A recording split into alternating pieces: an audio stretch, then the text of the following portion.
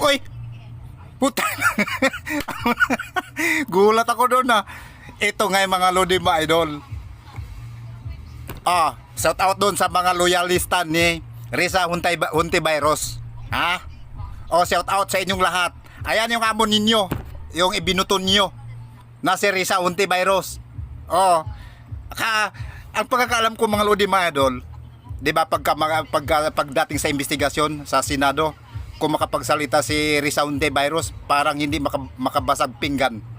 'Di ba? Parang napakaamong tupa.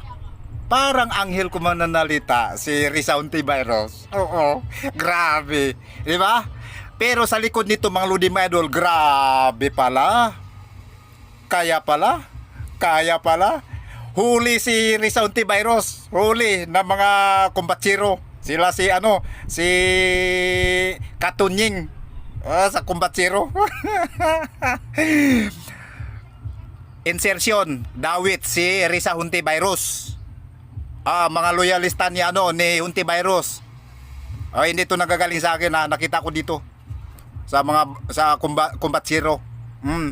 Yung mga reporter diyan sa kumbatsiro. Dawit si Risa Hontiveros ng 3 billion ng flood control insertion. Ayan.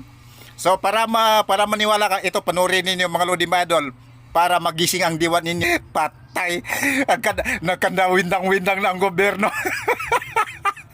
Toro dito, toro doon. Ala, sige, patay. Naloko na. Ito ngayon panoorin ng mga Lodi mga idol. Yan. Bachero, hindi ako makapaniwala na may flood control insertion si Senator Risa Hontiveros hanggang ngayon. Hindi ako makapaniwala kasi kahit na sinabi ko na sa'yo, kumbachero. kahit sinabi Kahit mo na, ako pa nagsabi. parang mas gusto kong Masakit naman yan, kumbachero. Sige, naniniwala na. But, to be fair kay Senator Risa Hontiveros, hindi lang 750 million ang kanyang insertion. Patay kang Sa baka flood ka. control. And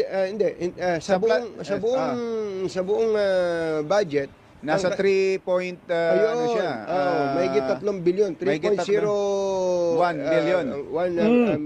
Billion, you know?